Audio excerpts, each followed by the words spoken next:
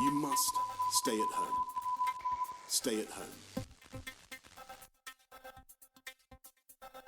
Hello and welcome to Lockdown, hosted by Steve Bomford with Mike Davis-Marks. Our armed forces operate in challenging environments. Week by week, we'll explore what we can learn from their experiences. Hi, Steve. Another episode of this fantastic podcast series, and I hear you've managed to nab hold of Nick Fletcher, who's an old mucker of mine from yesteryear. It doesn't surprise me that you already know him, Mike. You seem to know absolutely everybody that we've interviewed. But Nick, he's the Chair of Trustees of the RNBT. Yes, I know that, and probably a very good one as well, because he's got a very benevolent nature to him. I've never served with him, but I do know him to be a top bloke, and I can see that benevolence, is rooted through everything he does and thinks. I think he's a very good choice for that. I think you're absolutely right. So without further ado, again, let's listen to what he has to say. Can you tell me about your life in the Royal Navy and what you've learnt from it in the context of COVID-19? Yes, my career really split in two halves. From the first 18 years, almost entirely at sea, short periods in between on courses, but fundamentally all at sea. And I think one of the main things that I learned out of that was about having structure in life. It's probably the reason why quite a lot of us join the service in the first place, is that we want structure. But actually, it was the transition from the very easy structured life at sea, based neatly around watches, 4 hours on or 6 hours on. The day had a nice pattern to it. You could tell what day of the week it was by what was on for breakfast. But other than that, it was all pretty much the same, and you did that for quite long periods. And then there was a change to being ashore in staff jobs, various, for the second half of my career, where it was slightly less structured, but was still a fundamentally structured organisation. And actually, really, it's sort of pre-COVID, as far as I'm concerned, the learning out of this, that when I left the service, spent a few years doing other jobs, and then retired relatively early, I then came to the end of structure and actually found that I needed to adapt to not having structure in my life, but also to put structure back by really slightly arbitrary.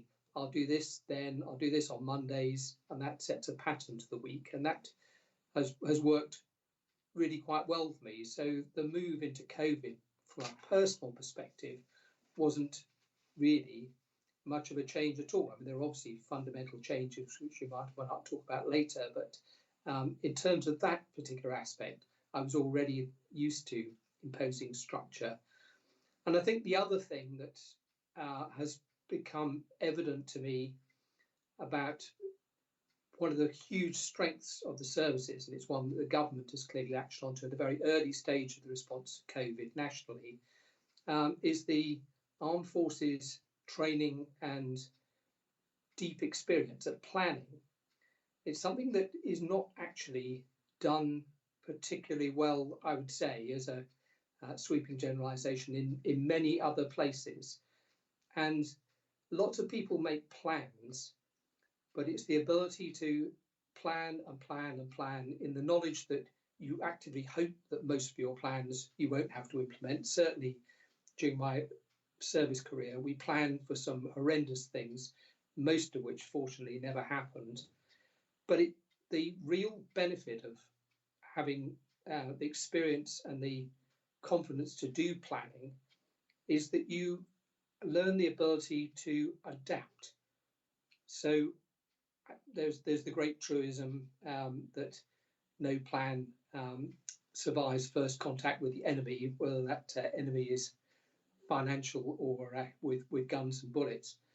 But actually, it's the fact that you've gone through a really structured and well thought out planning process to do something that then gives you the ability to rapidly react and replan or shift where you go. And that's not because you've got another plan tucked away. It's because planning is something that you're ready to go for. And actually, it gives people the confidence to have another go at something, to not to be completely phased when things don't go the way that they expect. And it's actually something which I think the nation is starting to come round to. There are quite a few things that don't go that way. It doesn't necessarily fit in with the 24-hour news cycle and the rather adversarial approach that has grown up over the last 30 or 40 years in terms of public discourse. But actually, there is a fundamental thing that you make a plan and then you do something different, but with a good plan behind it. And the obvious thing, I suppose, from many people's perspectives about, from going back to the personal in terms of COVID, that the first half of my career, the seagoing phase, gave me was experience of separation. Now, I'm fortunate, my wife and I are here very separately, but we are separated from immediate family and also from friends and acquaintances. And that throws up its own particular challenges, even after 40 odd years of life, when it's just the two of you. That can press the odd strain every now and again. And one of the things that didn't really strike me at the time, but perhaps I learnt out of being at sea, is that you learn to self-isolate, because otherwise you go mad. If you're living in a 30-odd man mess deck, and I was fortunate in my career, I only did that for a few months during my initial training, but actually in a 50-man mess deck, 50-person mess deck, you need to be able to isolate even though you're physically right close to people. And it's one of those things where the service actively encourages the fact there is no physical contact between people. So again, perhaps being able to communicate via Skype, FaceTime, Zoom, pick your channel, is slightly easier if you've been used to doing that. It's certainly a lot easier than in my seagoing days, when communication outside of the ship, if you could do it at all, was by letter. One of the great advantages of letters is very difficult to keep an argument going for more than a few months by letter. So, yeah, those are some of the things that I've reflected back that perhaps have come out of my and others' experience in the services that have been a benefit, occasionally a hindrance in terms of collective or individual response to COVID. Different times are different times all the time. Absolutely. Gosh, there's a lot in there. I'm very fond of that expression of no plan survives first contact with the enemy, which I've only heard, obviously, since working with ex-service personnel. And without wishing to politicise our conversation, I think it's a lesson the government perhaps could do with learning here, and in terms of how they're communicating their plans. But I don't really necessarily want to go into that in great detail. I hear very often that the time of day, or the day of the week perhaps, is determined by what you're eating. And I'm going to have to ask this fairly almost banal question. Is it the same menu on every ship? Or is it vary from ship to ship? Can you tell what ship you're on by the menu almost? It varies to a degree. Clearly, there's a range of items that you can store practically in a ship in reasonably large quantity. So some things are fairly standard to naval life, although that changes to a degree with fashion. I remember in my very early, perhaps even my pre-formal career, when I was in the cadet force, hearts seemed to be a very popular thing on the RNBT. They were never popular with me, but they were a thing very rarely seen in my later days. And actually, food was always very good, and you could tell what ship you were on by the chef.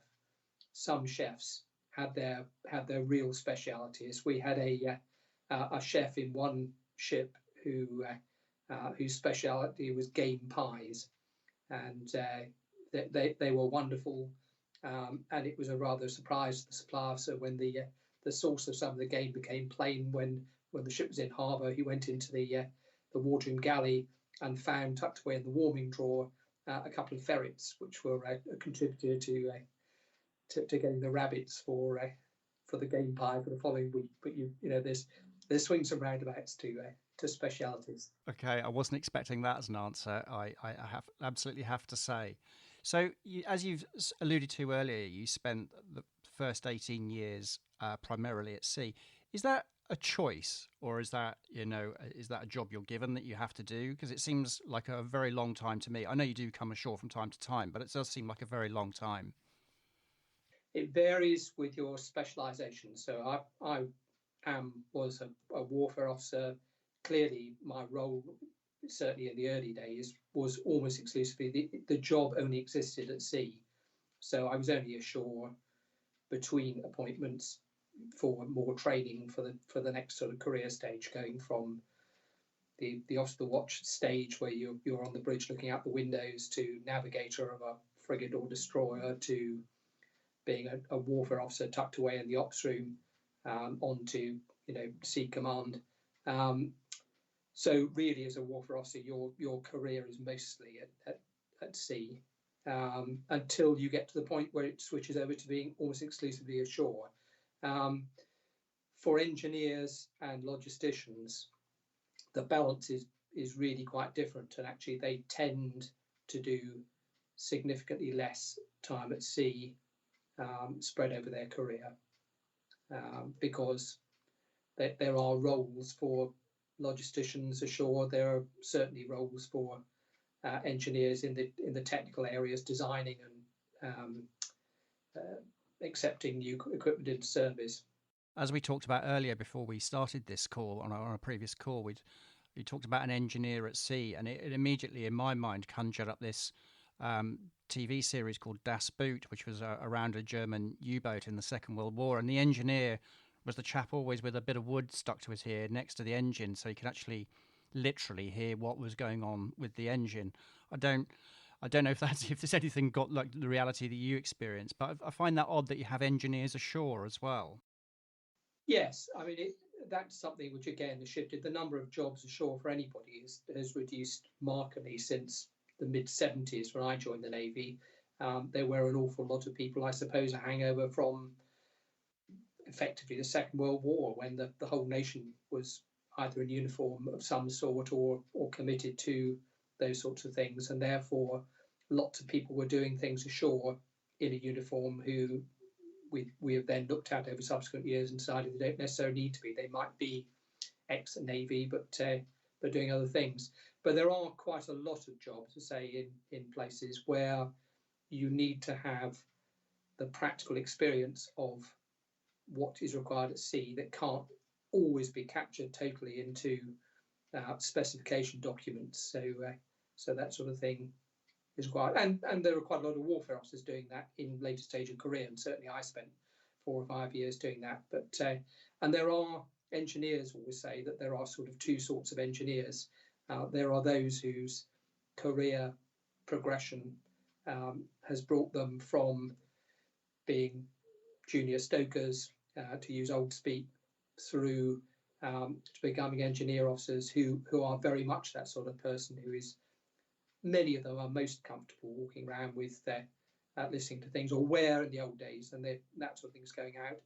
Nowadays, we tend to put a lot of engineer officers who have been engineer ratings through degree courses, because it's a more and more technical job. But there are still those people whose natural bent, their real skills are around the deep technological side, rather than the nuts and bolts engineering that is more often needed at sea. Okay, I must admit, I'm always really surprised at the diversity of a career in the military, almost like you have 2 years doing a role and you're moving on. It's always incredibly varied.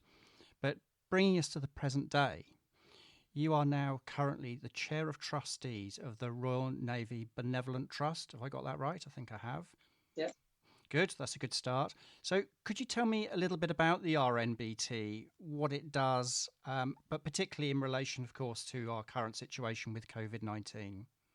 Yes, Royal Naval Benevolent Trust was started, actually, its furthest precursor was started by Admiral Jellico very soon after the Battle of Jutland, when he was still commanding the Grand Fleet. And we are proud to be, as we say, a charity for ratings, led by ratings. So the majority of our trustees has to be people who have served as a rating or other rank in the Royal Marines. And we provide benevolence, just in that word, but benevolence comes in a whole lot of spheres. So at one extreme, we have currently one care home at Gillingham in Kent, Pembroke House, which obviously care homes are a significant topic in terms of COVID. We've just had finally the full round of tests of everyone in the home and all the staff. Thank goodness they are free of COVID. But that has been a real battle, and the people there have done an amazing job in supporting the residents and the families of the residents by remote control, while protecting everyone, themselves included, from COVID. So that's been a remarkable thing, and quite well celebrated on our Facebook group, which I would vaguely advertise as a plug. At the opposite extreme, there's the individual benevolence. So that's support to individual people. And we look after anyone who has served or is still serving for a day or more in the RN, or including the Royal Marines. And support is often, finance is often the vehicle to helping people. It's amazing when I first came into the organisation and started looking at the applications for grants to realise that for some people, £50 to get their fridge fixed is the difference between fundamentally success and failure in their day. And there are obviously people who've got major financial needs. A classic example, which we've helped with, and we tend to work with other charities where there are big sums of money involved, but we've paid out tens of thousands of pounds in individual grants to people who have a particular example, somebody with a profoundly disabled child who, once it got beyond the sort of cot and carry about stage, needed the entire house completely reworked to be suitable for that child. So we work with a local authority and with other service charities to make that happen. We also pay out what I won't go into our technical jargon, but what you could call a sort of pension to people who have very low incomes. That tends to be people who are post work retirement age. But we also pay out quite a lot of money in individual grants to people who are still in the service. It's something that people always assume that we're an organisation that looks after veterans, the elderly, but actually 60% of our grants go to people under the age of 60, i.e. firmly of working age, and I say quite a few of those are in the service still. All sorts of things happen to people. Our key thing that we learn, that our grants committee bash home to new members of the grants team, is that we don't judge. We don't care, we don't differentiate if somebody has made what one person might consider bad life choices as opposed to having very bad luck. The bottom line is, do you need benevolence? And if so, we do what we can. And we don't just do it in terms of money. We do it, as I think you know from more directly, by signposting people to other organisations who can assist. Sometimes we provide financial support to that organisation to do it. So we also pay out, for example, to people who need to retrain. The Services Resettlement Organisation is pretty good if you've served for quite a long time. If you've only served for a short time, it can't deliver very much. But for all of us, you don't have to have been out of the service very long, however well skilled, to find that you need to retrain. and that's quite a big area of where we provide grants. How has any of that changed as a COVID-19? Are you seeing a different type of application, a different need? What's the change? We're not particularly seeing a different need, but we're seeing a massive, inevitably a massive increase in the small grants for immediate help to people who need money for food. That's the key thing that people are asking for. Their job has gone. Particularly in the early days, they're not sure what was going to come through in terms of government benefits or money from employers, whether employers would still be there when payday came. So that was a major payout. And the biggest change for us, and where I really celebrate, I've celebrated our Pembroke House team. I'll celebrate our team in the RN Charities headquarters, which we own, Castaway House. For a very rapid change to be able to work directly with people.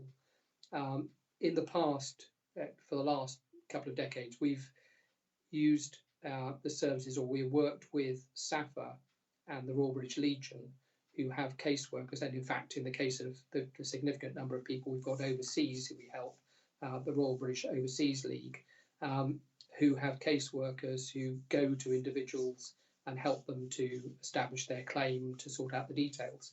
Clearly, that all came instantly to a halt with COVID. So almost literally overnight, certainly within a couple of working days, our two people in our grants administration team set up a system for direct support so that people can now deal directly with them. I say calling the office, they call the office, and in practice, the people involved are at home.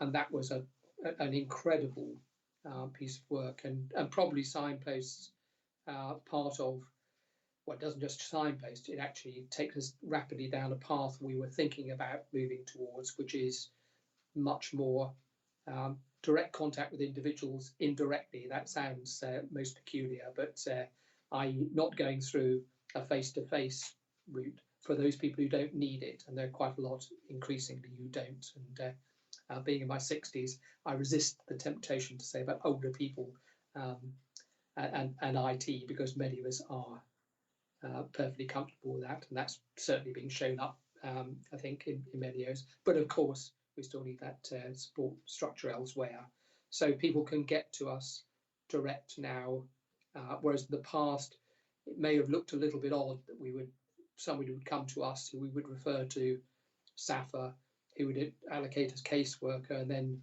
the case would be referred back to us later. It sort of made sense, but is being streamlined instantly. I mean, as you alluded to, certainly the people that we worked with have often commented sometimes there can be a long journey to actually getting the help with lots of different military charities, not just yourselves. So I think anything that speeds that process up has got to be a good thing.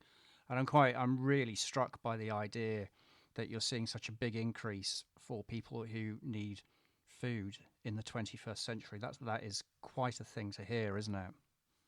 It's staggering, but as I say, having gone through some of the cases in the past, that does apply. Perhaps not in the numbers that we had very quickly in the first weeks of COVID, but does apply all the time. There are people out there who, for whatever reason, are in a pretty dire situation. So, if people are in need, what's your website address so that people can get in touch? It's very simple, rnbt.org. That is very simple. That has to be said. And if there's any other contact details like telephone number, or I think you mentioned a Facebook group as well, if you could email that across to us, we'll include that when we actually post the podcast as well. Yeah, I'll give you all that, and conveniently the website will take you to most of those links. But if you attach them to the notes of the show, that would be even better. And of course, we do work alongside very closely. In fact, the main two organisations, or two of the three main organisations we work with, are actually based in our headquarters building, Castaway House. So the Wren's Benevolent Trust, who have exactly the same functions and the same approach for people who were formerly in the Women's Royal Naval Service, and slightly more specialist, the RN Children and Families Fund, who support more directly that section of need. Okay, well, thanks for letting us know that. We will hunt them down, or maybe I'll ask you to hunt them down, and we'll get them on to do a podcast. Yeah, and our opposite numbers in the officers' charity, no doubt. They're London, but I'm sure they will speak to you. Brilliant. So I'd like to go back to engineering, which is where we kind of started our conversation.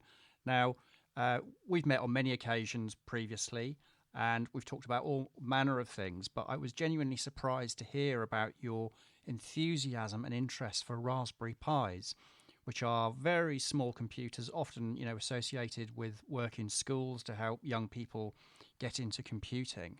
And you described yourself as a frustrated engineer. Would you like to tell me a little bit more about that and what you're currently engineering? Yes, I mean, engineers will go a peculiar shade of green, no doubt, when they hear my terminology. But I'm a tinkerer. A maker is, I suppose, the one term for it. But makers tend to have some practical output, and most of my tinkering is profoundly impractical. So it runs the full gamut from working on my elderly but much loved Morris Traveller car, through building wooden model ships and planes from scratch, through, as you say, to basic sort of electronics and computing, and the Raspberry Pi being a computer designed for children was the obvious thing for me, and I know my limitations, but actually in practical terms they're cheap. There's vast amounts of support around them, and they keep you entertained. And it goes back, I suppose, in that sense, to the very early days of personal computing, before the personal computer was around. I had a bad car crash and ended up in the former Naval Hospital in Plymouth for a couple of months in traction, and you needed a hobby if you're in hospital for some time. Otherwise, the padre would come around and give you a hobby to keep your morale up. And I just got a very brand new Commodore Amiga, for those who remember back to the mist of time. And so I set myself the challenge of teaching myself programming in BASIC, and that sort of ticked along for a bit. It stayed in the back of my mind, and I thought I would update those skills. So the Raspberry Pi is a good vehicle to do it. So a combination of putting stuff together and taking it apart with different circuits attached to them, and the programming is my bit of the electronics end of tinkering, as opposed to taking A-series engines to bits and wondering why there are spare bits when it goes back together. Yeah, the spare parts when you remake something, that's always a worrying sign, isn't it? So what are you actually working on at the moment? What are you, because you were talking to me about audio hat, which is a terminology for a connection effectively to the computer, but what are you actually working on? I'm quite a fan of the use of the Amazon Alexa or the Google Assistant. I've got the Google Assistant. I didn't want a radio in my car, but using the phone and a very small amplifier and speakers tucked behind the dashboard out of sight, I can talk to the Google Assistant and get that to play music or the radio through things. And actually, in my workshop at the bottom of the garden, I'd quite like another one, and a Raspberry Pi is the obvious way to do that. It's not the obvious way. The obvious way is to go online and buy one ready-made by somebody else, some nice person in China who would send it to me by sea. But actually, it is more entertaining to build one from scratch, and that involves quite a lot of fun, in quotes, in terms of going through. Google are very good at supporting this sort of thing, and they do make all sorts of facilities available to tinkerers to be able to do it. But you've got to get your head around it, and trying to work out why the sound is not coming out the hole in the board that you're expecting it to is about as frustrating as lying underneath the dashboard trying to work out why a particular screw won't go back into the hole that obviously came from. but sometimes a bit more difficult to visualize in your head what's actually going on with electronics and coding, or at least for me, it is. I'm quite interested by all of this, which is why we're obviously talking about it. But we were about to, as company makers, we're about to start running workshops down at Fort Cumberland in March of this year, which has been put on hold for obvious reasons. But one of those areas of activity that we wanted to explore was Raspberry Pis. Just really simple stuff like a camera trap, which people could build, take home, and another workshop build a bird box, and maybe putting the two together so you could have a bird box with a camera trap. So at some point, when things change back to some sort of normality in terms of that we can run workshops that involve face-to-face activity, we'll revisit that. And I think I might need to get you on board with that. Sounds great fun. I've got that's also on my list of things to do. I've got 3 Pis and 3 cameras, and the intention, that's definitely something that's going to happen. Unfortunately, I put the bird box up before I fitted the camera trap to the side, and against all expectations, a family moved into it the same day. So obviously the house market for birds is about as pressurised as the house market for people at the moment. But I'm great fun, and I was fascinated by your thoughts about going beyond that into methods of culling plastic in the local waters, and your personal work that I've seen in terms of plastic in the ocean, something that's hugely in my mind right way through when I look back and see how life has changed over the last 40 odd years, from the days when we just didn't consider for a moment the fact that we threw all our rubbish, our gash, over the side of ships. It just happened. We didn't do it close to shore, mainly for security reasons, so that bits of paper didn't wash up on the shore, not because we really cared about anything else. And now think about the fact that I've switched the stage of trying to minimise all new plastic, and it's one of the downsides, the hidden and difficult to address downsides of COVID that I've spotted. And yet another tucked away one is I've been doing some helping out with the NHS volunteers, and delivering, going to collect food from supermarkets that people have ordered. Well, I've never actually done supermarket ordering before. And what hadn't struck me was that as we've driven all use of plastic bags out of our house, using jute, recyclables, etc., or reusables, all that stuff, certainly from the supermarket that I went to last, came in yet another brand new plastic bag. So we seem to have generated a new way of increasing plastic. But hey, there are worse things happening with COVID. I think they are at the moment, but I don't think, as I'm sure you'd agree, that those problems haven't gone away. And as you know, the whole plastics thing is something I'm very, very interested in. We will revisit that at a later stage, because I think we could probably set up an entirely separate podcast about what do we do about plastics or pollution in general. But I do think you're right, though. It's probably great conditions to be a bird at the moment. It seems like the lack of pollution, lack of cars, lack of people is very much driving a bird box boom, so to speak, or a nesting boom. I've got one final question for you, and that is, what are you looking forward to doing most once this is all over? Oh, that's very easy. Hugging my family, immediate and more distant family. My children, my grandchildren, numbers having recently increased by 1 over in America. So there will be an immediate opportunity to hug family in UK, including my mother, who's 92 years old today and is still doing her 5,000 steps every day. So she's ready to be hugged, but also, once travel is permitted, to fly out to New York and see newest grandson. That must be really difficult, because I don't think anybody would want to predict when you'll be able to do that. But at least you've got the technology to stay in touch. And it does show how things have changed with technology, because when my youngest son was born, very nearly 40 years ago, by pure luck, the ship that I was on arrived in port that day.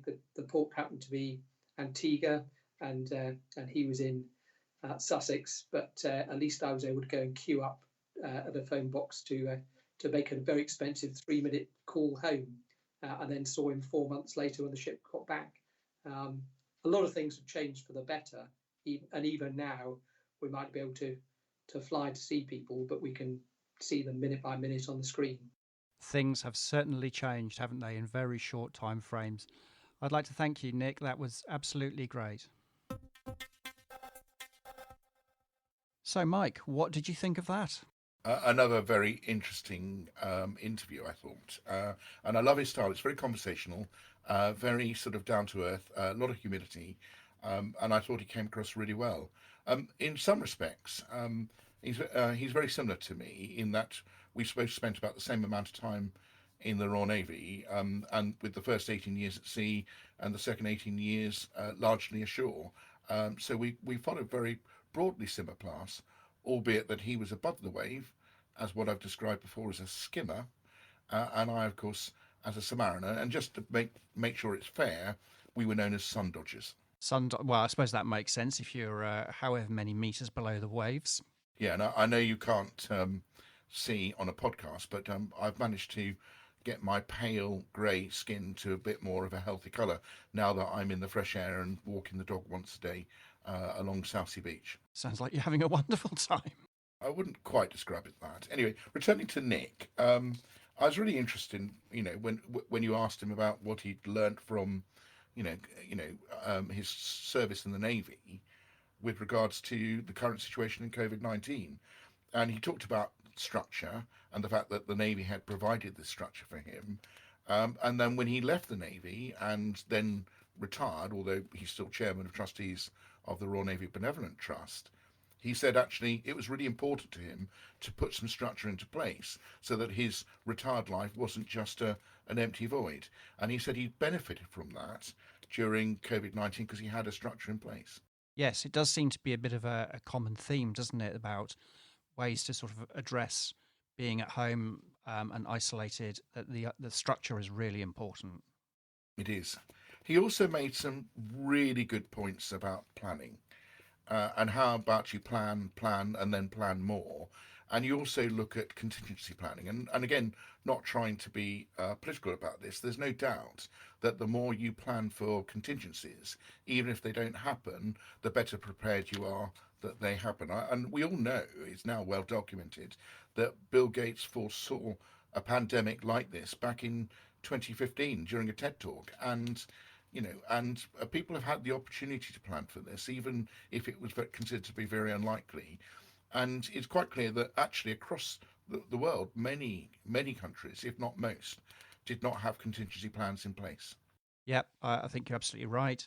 And even from a company maker's perspective, the last couple of weeks, this is something we've been working on, planning to see how we can recommence our activity in a COVID-19 world, which hasn't proven that easy in some ways because so much of our work is face-to-face.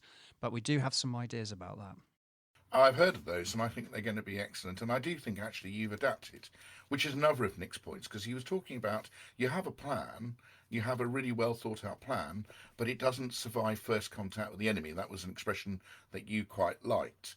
And that's right, but actually a good plan is a basis for change. And actually, if you can adapt it quickly, rapidly, then actually you're a better chance of coming up with the right outcomes than if you just rigidly stick to a plan that maybe not well thought through at all. Yes, indeed. I think he's also, when he talked about how individuals can actually apply to the RNBT, which is something that's completely new for them, that being responsive and adapting the plan, I think is demonstrating there. Yes, the Royal Navy Benevolent Trust is a really good charity. As he said, it's 4 ratings, by ratings, and I think that makes it a very special one. And there was a couple of examples he gave.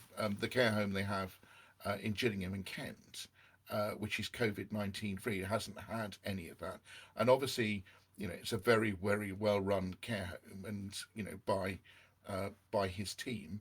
And then he talked about the adaptability of his. I love the expression headquarters at Castaway's House. I'd love to live in a house called Castaway's House.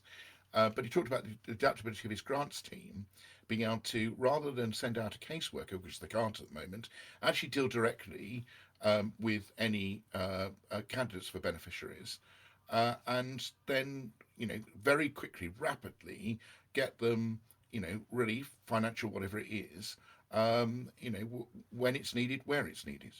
Yes, and I think when he talked about the idea that their initial sort of range of applications were for people who were struggling to get food or have food or money to purchase food, which I was genuinely surprised at. But the fact they're responding to that, they've changed the sort of thrust of the organisation in being a, if you like, beneficiary focused, directly focused, rather than using an intermediary like SAFA. That obviously speeds the process up, which has got to be a good thing. Yes, and if there are any listeners to this episode, please note that if you haven't heard of this ability to get small grants rapidly to, feed your family or repair a fridge, I think is another example used, then obviously you've got the details that you're going to give out on how to get hold of the RNBT. Indeed we are, and when we post this on social media, we will include all those links as well. One other thing that interests me, you asked him what he was doing right now, and he talked about rebuilding a Morris Traveller, which sounds fun, complicated but fun. And he also talked about Raspberry Pis and how he'd taken upon himself to learn how to program a Raspberry Pi. And then you mentioned, and my ears really picked up at this bit of the interview, was when that you might run some workshops. So I'm putting my hand up now to say I'd love to be on your Raspberry Pi workshop when you can do it. And maybe that's one of the things you can do virtually rather than face-to-face.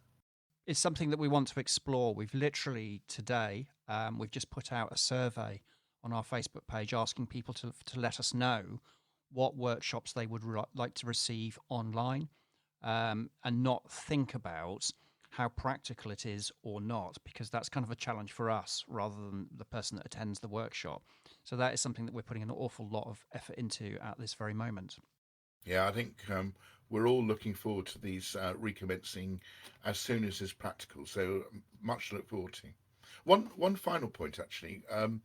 He talked about food, or you talked about food, and in the context of whether food on board naval ships was all the same, and whether you can tell the days of the week by it. And I served in submarines, and certainly the only way of knowing the day of the week sometimes was whether you had grapefruit segments, or seggies as they were known, for Sunday morning, or whether it was pizza on Tuesday evening or something like that. Anyway, but fish on Fridays. So the only way of remembering the day of the week was by the food. But I will say that in general, in all the ships and submarines I served in, the food was somewhere between excellent and outstanding.